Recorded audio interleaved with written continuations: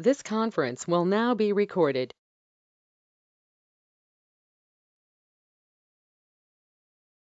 So again, going back to the Conservation Commission, the feedback, the main concerns was trash and rubbish removal, footings, and then salt removal. So with the trash, we will be maintaining the site on an hourly basis. We'll have folks bringing vehicles over, valet parking over into the parking lot. So there'll be constant staff crossing this bridge, and any rubbish that does end up to the sides of it would be picked up.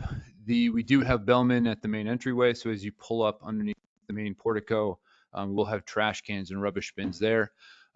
As we talked about last time, we were going to stay away from adding trash cans next to the bridge because that would promote trash next to this bridge. If we need to add rubbish bins next to it, we're accepting of that. We don't really see the need for that, as people wouldn't have trash with them as they're walking across this bridge. But happy to do so, and it will be picked up. It's an easy kind of wetlands area to walk in. You can walk in that area, so it's not that it's prohibitively kind of thick and wet. You can actually just walk under the bridge and pick stuff up. With the footings, we are only impacting 4 square feet within the wetland buffer. No impact will happen within the actual wetlands themselves. And that 4 square feet is for the pilings that are going to be put into the ground to support the bridge. So those are the 6x6 posts that go into the ground.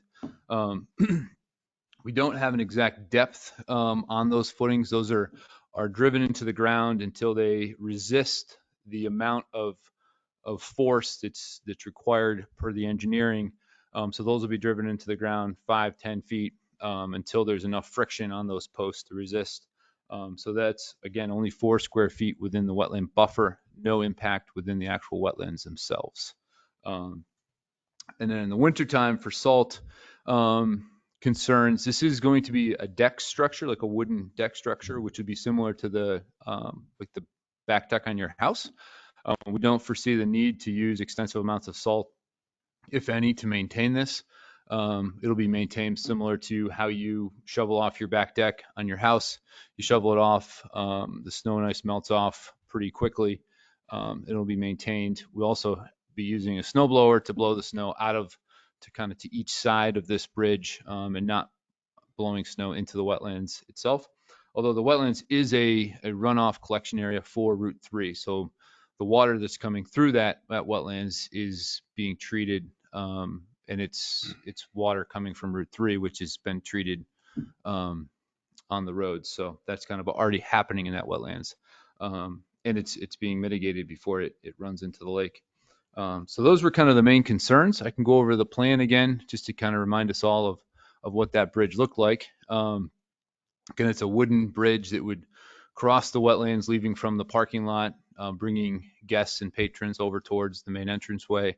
We're not looking to remove any significant trees in this wetland buffer area. So the location feeds this bridge in between the trees that are within that area, which we want to keep that natural feel. So as you walk through this bridge, it feels like you're walking through a natural forest, which you are. And the footings in the structure would be completely out of the wetlands. And then in the buffer area, it's just a 4 square foot impact for the footings themselves.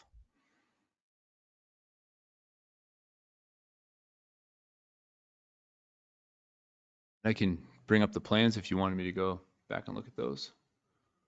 We all remember You them. had a question, I believe, on the you stated 4 feet, and you said someplace it was on 6 feet on one of the. On the first page of the checklist for presenting projects to the Tilton Conservation Commission, it says 6 square feet of new disturbance in the wetland buffer. Yeah, that was, sorry about that. That was corrected in the Brown Engineering. Yeah. They have 4 square feet. Okay, so that's. It is 4. It is 4, not 6. Is that correct? Yep. And I just want to let you know that I've worked on a pile driver. I know how they work. And they go down until they hit bedrock, or a rock so big they can't move it. So it could be 20 feet down, could be 30 feet, 50 feet, 60 feet, Hopefully it's not 60. I know, I hope it's not that, but And I forgot to It's mention. not a pleasant experience, believe me. Yeah, so I forgot to mention too is the way this will be built is there won't be any machines within the wetland buffer or in the wetlands themselves. They'll start from the edge of the buffer and start building the deck, driving these piles in, and the machine will actually drive on the deck structure as it puts the piles in. So we're not planning on driving down into the wetlands and doing any construction in that area. So all of it would be from above the deck and built as we march across.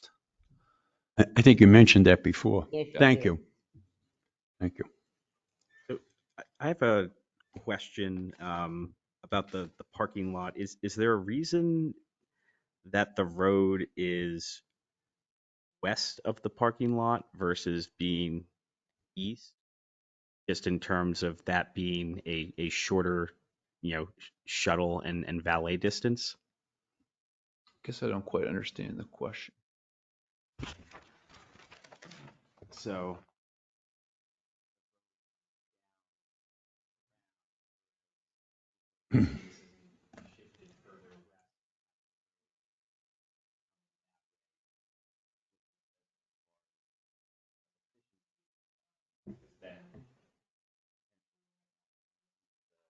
bridge.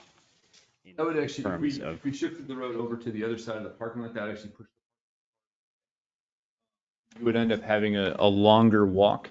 There's also a really nice existing stone wall that runs along that and Okay. a existing gravel road that goes up to the cemetery that we're looking to maintain. Partly to get to the access to the cemetery, and it's a beautiful stone wall. An old gravel road with a nice pine forest through there that we're looking to keep. Okay, understood. And the entry drive was dictated by DOTs where they wanted the entry to be, so it essentially had to be there. Yeah, no, I was just curious as to why the road ran below, just as far as, Yeah, the goal is efficiency, actually to but it get the makes parking sense as about close the as possible, existing.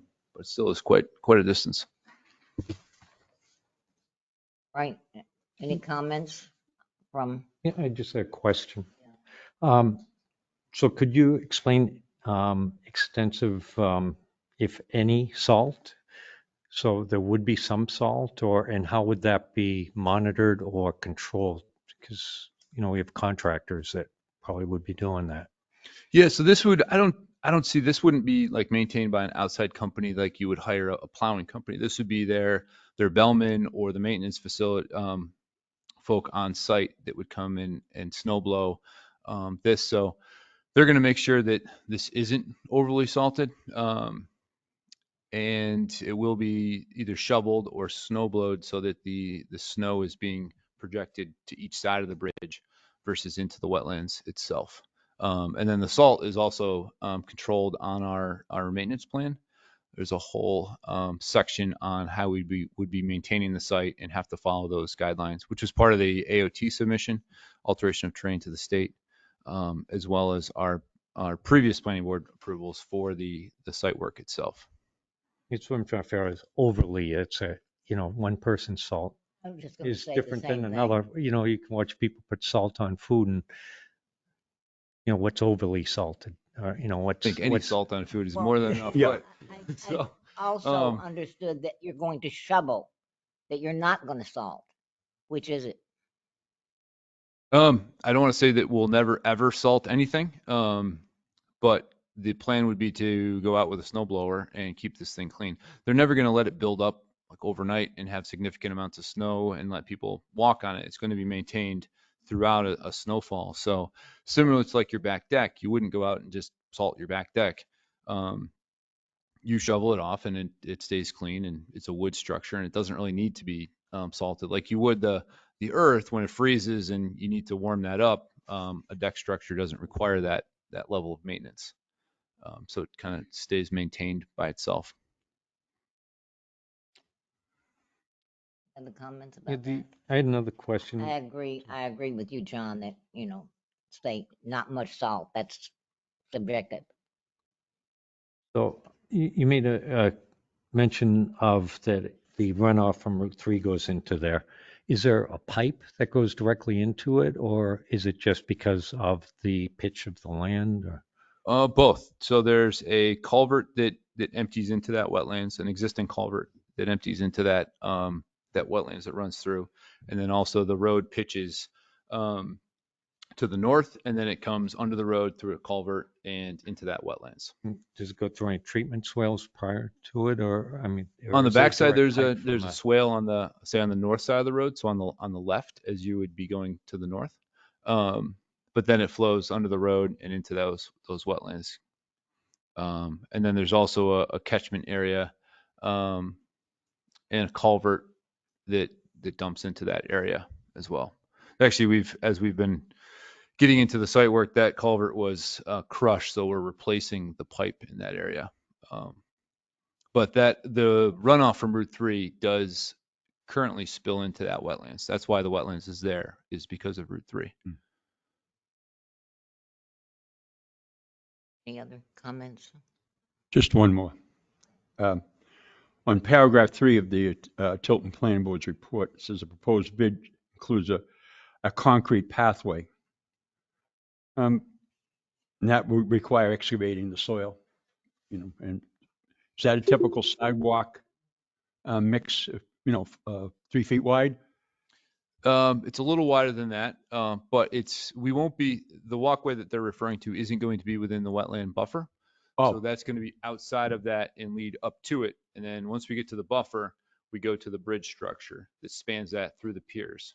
So, and we're switching to that so that we don't have an impact within the buffer okay. zone. Okay, thank you. So that's outside of those areas. Okay. But that would just be a standard sidewalk.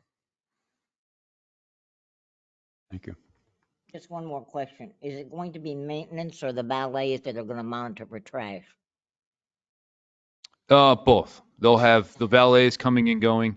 And the resort is not going to want any piece of trash anywhere on the property, so they would be picking it up. And then we'd also have a maintenance team maintaining the property. Other questions from the planning board? I'll open it up to the audience. Any questions from the audience? Comments? I see we have two people online. Any questions?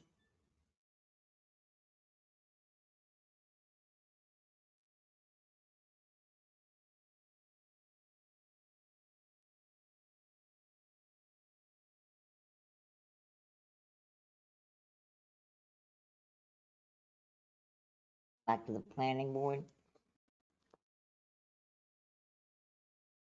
I have 3 conditions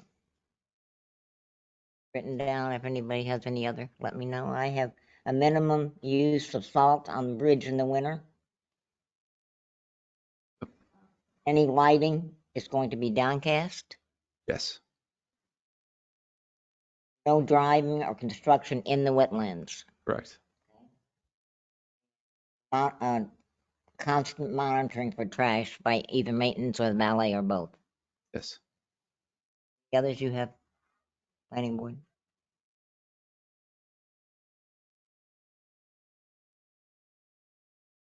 I think it should be no use of salt on the actual wetlands within the wetland area. Unless we can determine a way what's Well, that's, an amount that, when I say minimum, what is minimum? I guess how do split hairs on that? I think a minimum amount would be just enough to provide the proper traction. I would be concerned with saying no salt at all, because that brings in issues with being able to maintain a slip resistant surface as well. So we want to be able to make sure that is compliance with those that criteria. But nor the resort doesn't want to use any salt, really. It would be the goal, so that they're not tracking it all in through the building. That's why we're heating the main entryway. The entry drive and the entry walkways are all heated. Any way to heat the bridge? No, that would be difficult to do. Plan to have like catchment system underneath, like Trex decking has a system that you install that catches all the water and then would run it through a downspout if you want to do storage under a deck. So potentially you could add something that would catch any salt and water runoff and then divert that out of the wetland area if salt is that much of a concern? Yeah, that would be, I think we would get into more disturbance of the wetlands because then we need to put in a pump system, which would need a greater impact to the wetlands to actually put in a catchment area and a lot more construction. So I think a minimum amount or a limited amount. Well, there's no way to really, to define minimum amount. Can't you put the a non-slip surface on the bridge, on that decking? Yep, it'll be non-slip. I mean, we could do it within the wetland area of no salt within the wetland zone of that bridge. I think would be a proper kind of regulation for that. Would sand be an acceptable substitute in a wetland buffer to salt, or would that also have a negative impact?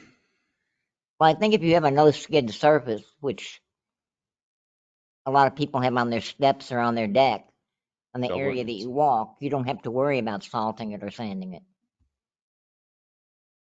That would be acceptable to you then? Yes. Okay. No salt. No salt in the wetland area. Okay. That's That. all right.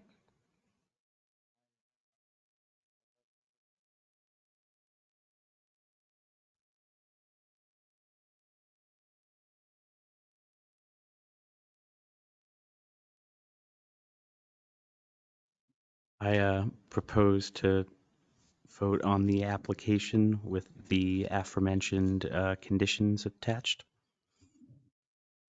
Want me to repeat those conditions? Please. Oh, to approve the application. One is prohibit the use of salt in the wetlands. Any lighting on the pedestrian bridge or the pathways shall be downcast per the Tilton zoning. No driving or construction in the wetlands. The bridge is being built. Or construction equipment.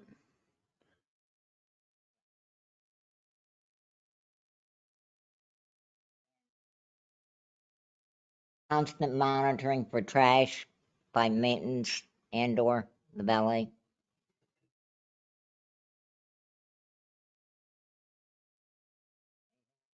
Non-slip surface. Non-slip surface. With the no salt.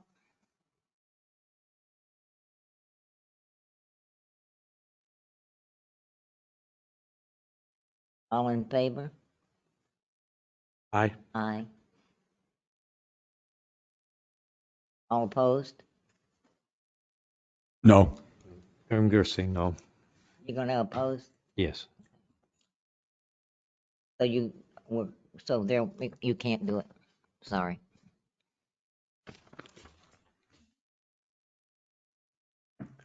Okay, we can't go back and have a site visit or review it in greater extent.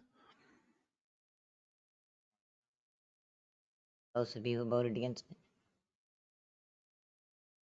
I think He agreed to the Perhaps- conditions that we had proposed, so I'm, perhaps some better methods of monitoring to make sure that it doesn't get, that the wetlands are protected. how would you propose that I'm more not sure how monitoring, you John? could do that. I think that's the issue of, sand and salt and that going in there. They're not using sand or salt. That was part of the condition. They would not use sand or salt. Would it make sense could they test for existing salinity given that there is runoff That was from one of the the conditions. road? And if it's So the already sand elevated, then wasn't it's not a part of problem? that, one of those conditions either. We would be accepting of sand or salt. You only accept no sand or salt.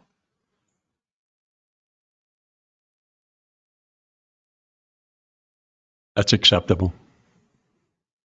Don, is that acceptable with you? Yeah, we could do that. Make a motion with that amendment. I second the motion to amend the conditions. All in favor? Aye. Aye. Aye. Opposed? Okay.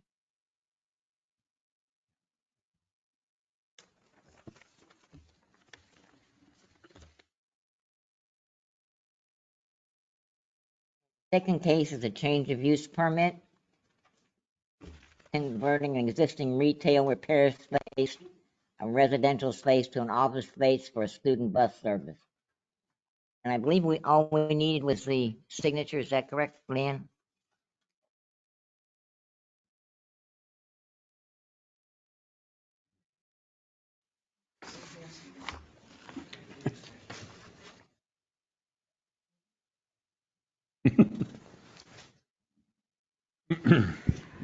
Yeah, we needed the signatures of Mike Gauthier. Get that. Let's do first. Is Michael here? Is Or- Michael here? No. I think he's up in Vermont.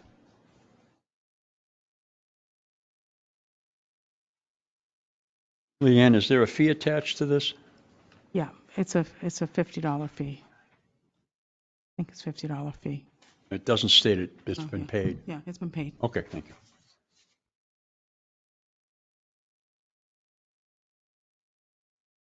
So it says penalty equal to double the permit fee will be charged for opening a business to the public without obtaining a business occupancy permit.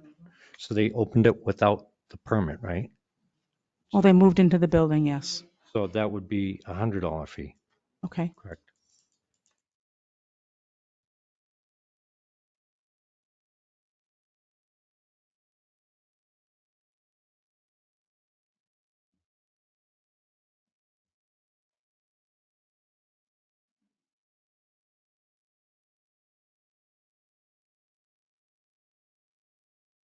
I believe if I recall, they were told initially that they did not have to do a site plan or anything. Is that correct? Correct. We don't have anything on record for any previous change of use there, so it's hard to know what was there before. I don't think that ever was required to do a change of use. I guess it's changed a number of times from TV repair to residential. There's nothing on file that anyone ever filed any changes there. So there's no existing site plan for the lot. There's a marked up plan that they provided for the buses. I guess the bus company has been there for quite a while. This is not really a new business in there. So the bus company was on that site and there was that building and then they were using a construction office trailer for their business. And from what I've been told, the house was used for TV repair, Rental. sales, and then I guess his son lived there for a while. That's what I understand. Again, we have no written or documentation on any use there. So when I guess the son moved out or whoever was in there moved out, the owner allowed the bus company to use that building for their office and they removed the construction trailer, which is actually a better site there without that construction trailer. So they moved in and are using that as their office. But the bus business, the bus company, school buses for the local schools are still there and haven't changed. There was really no change to the site, just them taking over that office area. So it's the same owner. Yeah, all same owner. Yeah.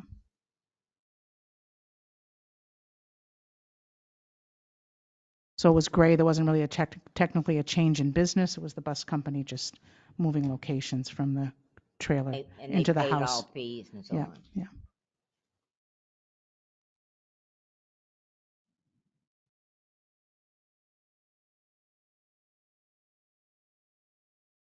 I was not here at the last meeting.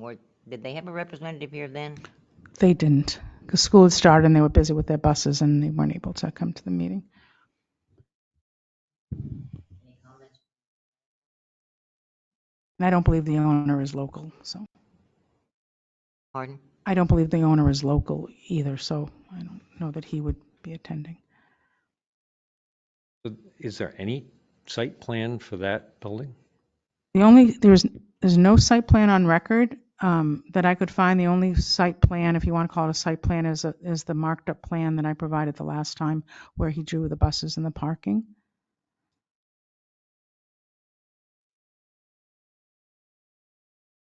I don't know how long the bus company has been there. Well, they were in a building before. I don't think it was a construction trailer, their original site. That's been torn down. It removed, right? Been torn down. It wasn't just removed, it was torn down. Okay. Okay. Um,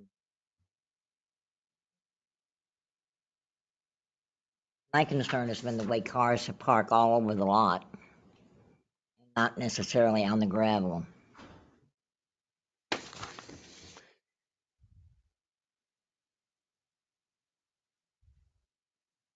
How many employees do they have? I don't know. I mean, counting all the bus drivers, I'm not sure.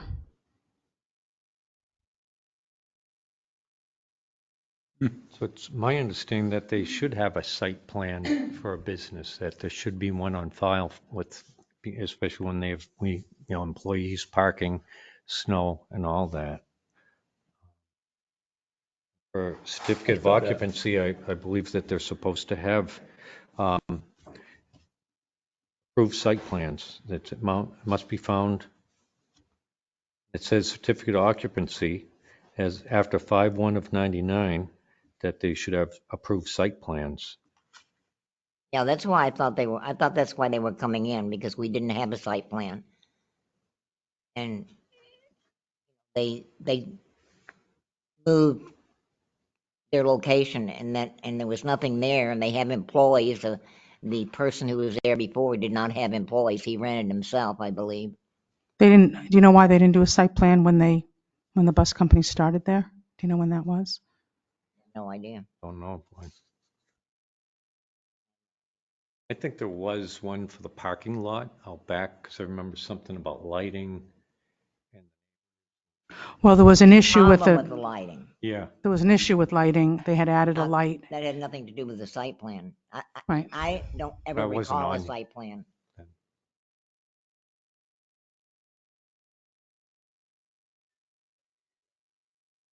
And they do use signs like now hiring, and you know what? They park all the employee on this driving. The employees park all over the place, and on the grass. The markup, let me show you. I think, do you have a markup one that he? All I have.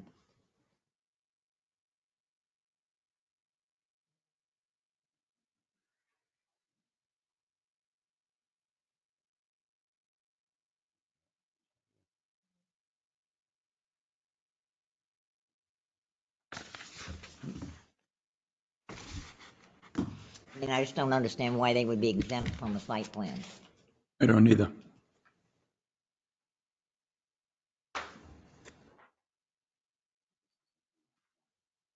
Mm-hmm.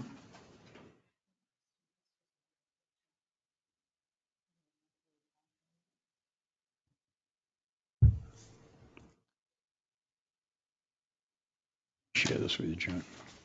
Oh, excuse me. I beg your pardon. So is this officially submitted? No, that was the markup that he put in with the change of use.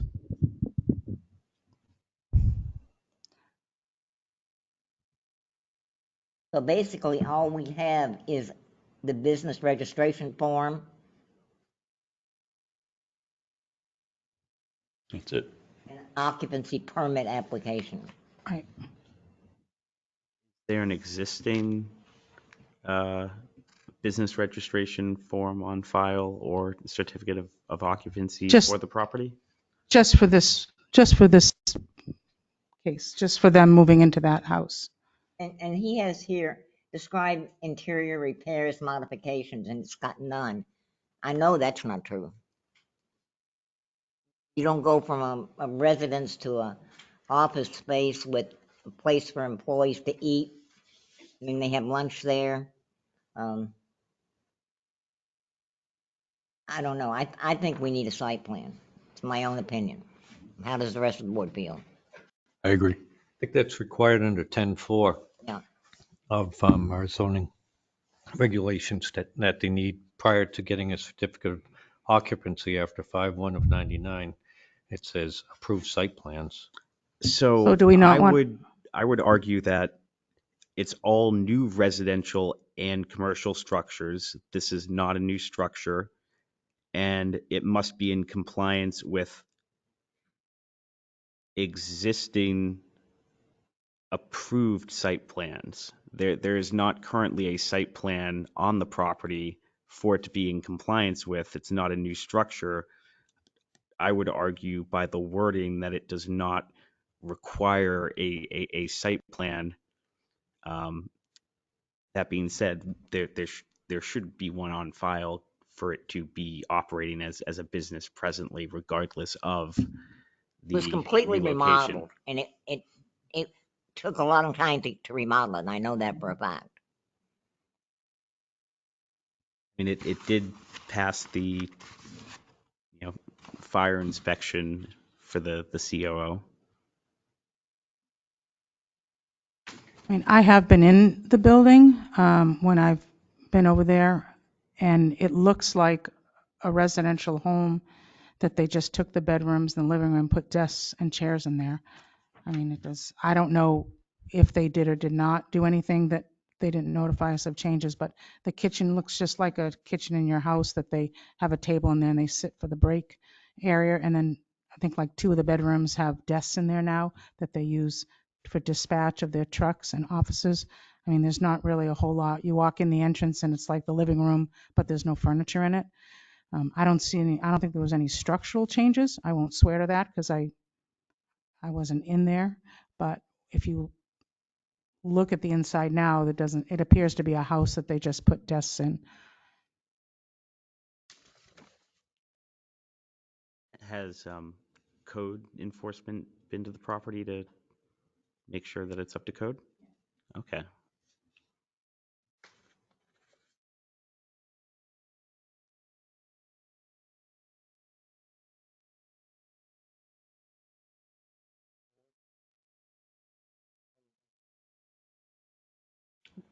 It just seems to me that in order to have a certificate of occupancy, that it reads that they have to be in compliance with all applicable requirements of the zoning ordinance in approved site plans, and we don't have an approved site plan. So I think we need to get a site plan. So should we have them, I mean, can they continue to operate, or should I do them a cease and desist on the bus company until they have a site Continue to plan? operate, Yeah, but they I need to think come in they for just a need to site go plan. through the process properly and, pay the proper fees and do that. Because everybody else that comes in for businesses, they have to show how many parking spaces, well, they'll be plowing snow and that. Do you want an engineered plan? I don't think anybody's required to have an engineer Okay. plan, yeah. Okay. I know, that's not a requirement, is it? No. Yeah. So similar to the plan that they have before you with more detail on how many parking spaces, is that what we're looking for? Whatever is required Okay. in our For a site zoning plan. regulations for a site plan.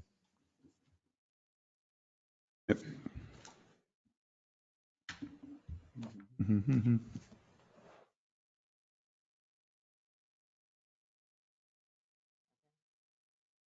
So Okay. do we have to make a motion that we don't find the application complete and we'd like to return it? Well, you can make a motion that they submit a site plan, because a change of use usually says it comes to the board to determine if you want a site plan. You can make the motion Make a any way you motion like. to have first student come to the planning board with a properly executed site plan. Second. Any discussion? I got it. Any comments from the audience? All in favor? Aye. Aye. Opposed? Okay, all right. You'll contact them, Leanne, and have them. Okay.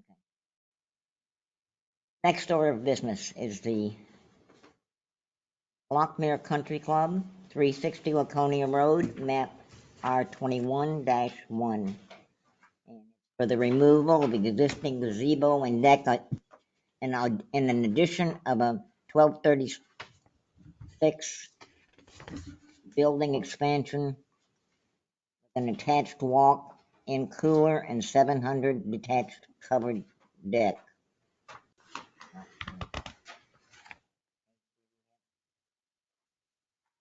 Make a motion, we bring it before the board for review.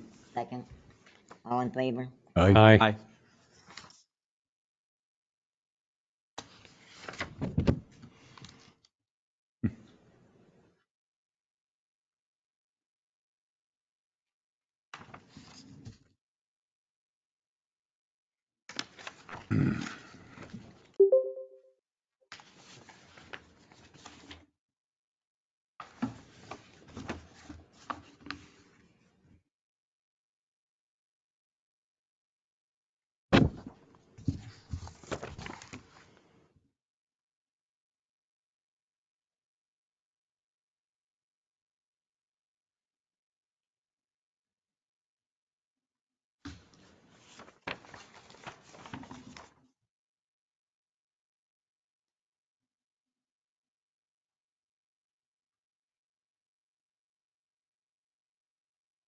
We have to make a motion to accept the site plan as complete. I'll second it. All in favor? Aye. Opposed? Right. Good evening, Board and Chairman. My name is Scott Borsier with Gale Associates. We are the engineer of record. With me today is also representative from Cole, the architect of record, and then a representative from Lockmere Country Club. In front of you, you have a plan set for a proposed site improvements. The project is located on map R21, Lot 1, with a physical address of 257 Main Street. The proposed project is looking to raise the existing 3,700 square foot gazebo to make room for a 1,200 square foot building expansion to the existing country club. In addition to that, a 96 square foot attached walk-in cooler will be included as part of that building expansion. And then in addition to that, a detached 700 square foot open-sided covered deck will be part of the construction. Included is our details for the proposed project are a golf cart, parking area, and then ADA access ramp to both the detached covered deck and building expansion. Tonight we're looking in hopes to secure planning board approval for the construction of these site improvements. If you have any questions, please feel free to give me a call and we'll be able to answer those.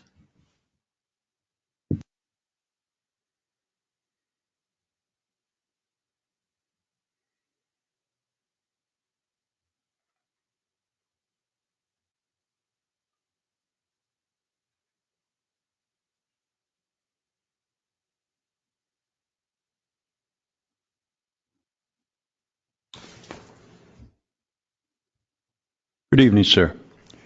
Direct your attention to site plan map C101. And I see before me the proposed building expansion, 1,283 square feet, and a proposed covered deck of 20 by 38. Exactly how far away from this proposed building expansion covered deck is from the clubhouse?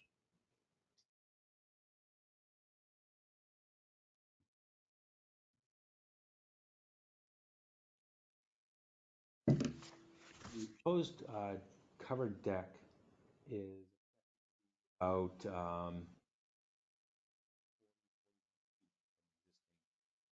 building country club. And how is the egress going to be from the clubhouse to the proposed covered deck? There's an existing 5.5 foot wide concrete sidewalk. So it'd be completely open to the elements? The sidewalk will be, yes. Okay, thank you.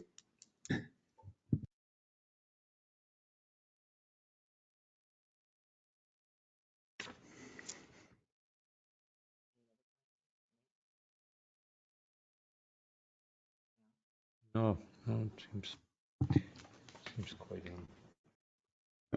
complete. I'm gonna open it to the public. Are any comments from the public? Questions?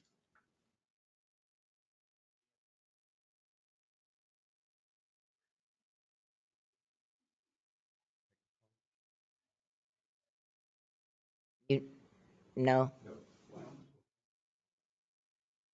Anyone online have any comments or questions?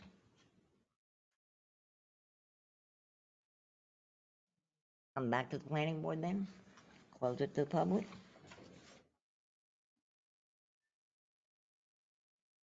Mhm.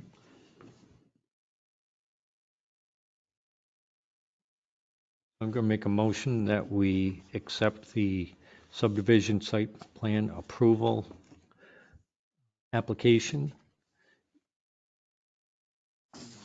for the Lockmere Country Club clubhouse expansion. Any conditions? I believe the usual conditions of downcast lighting would be in effect.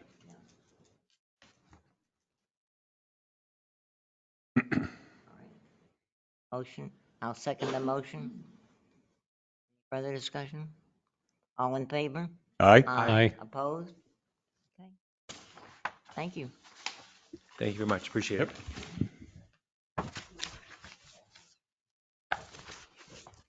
Okay.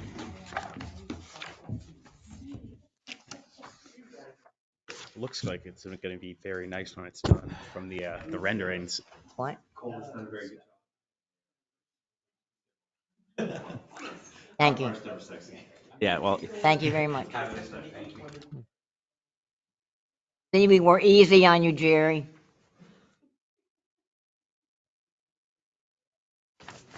All right, the last order of business is for approval of the minutes. We've got 2 sets of minutes. We have the minutes from August 8th, so let's review those first.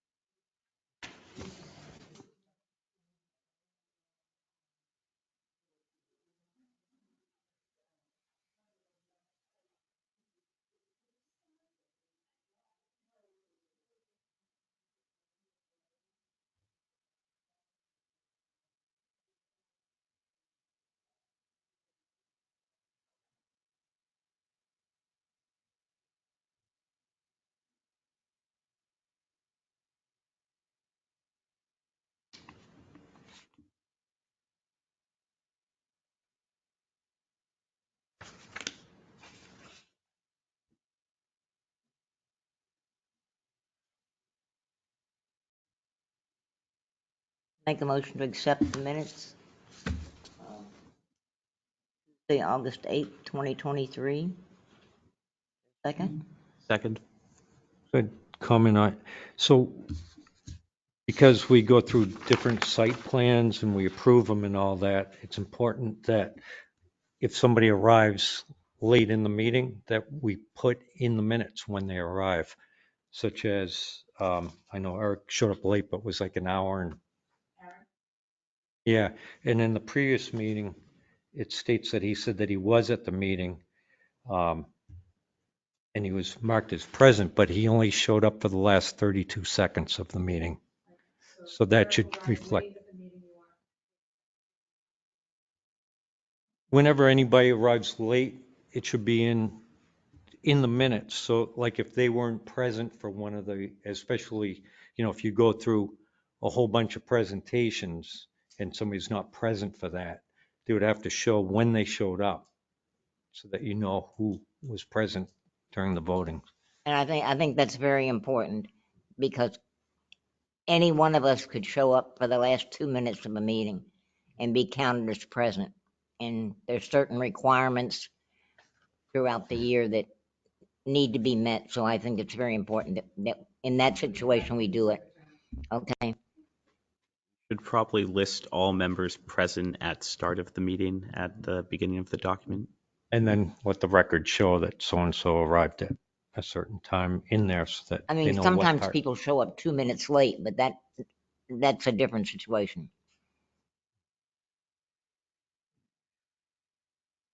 So, we have a motion and a second on the floor. All in favor? Aye. Aye. Opposed? Okay. Next, minutes of, wasn't there, so. 9/12.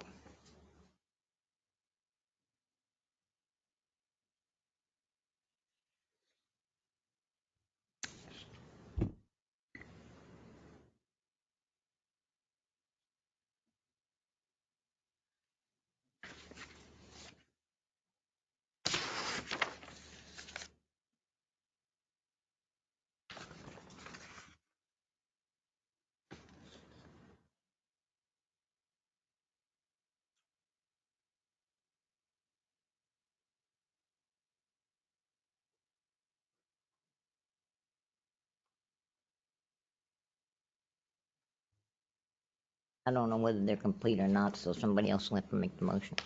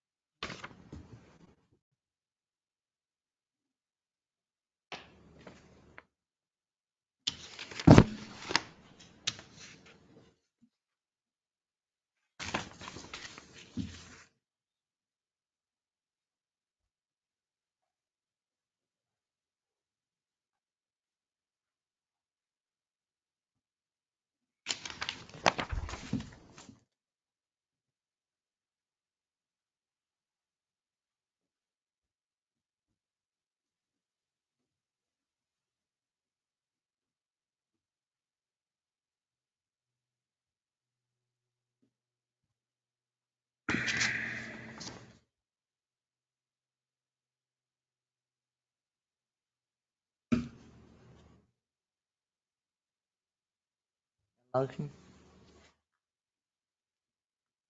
Make a motion to accept the minutes as written. Second? All in favor? Aye. One abstain. So I'd like to make a motion to bring the minutes of July 11th, 2023 to the table for um, reconsideration, a correction to it.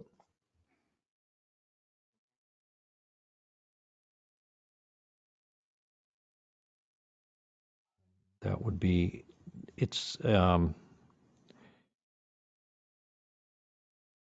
said that it was amended to note that the minutes be reflected that Eric Pyro was present, and he made a motion to adjourn. However, he was only present for the last 32 seconds, so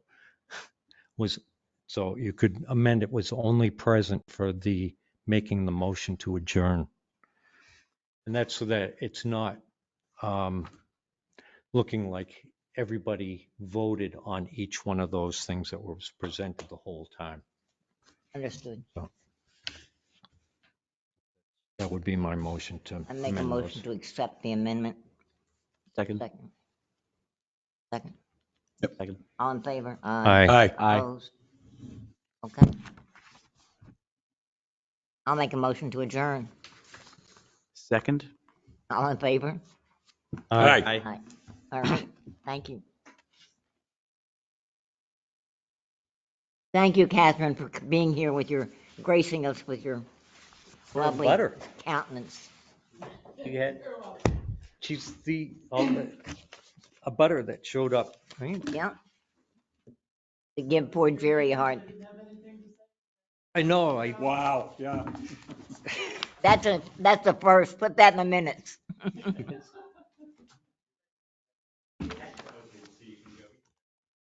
yeah. That's one of the best restaurants.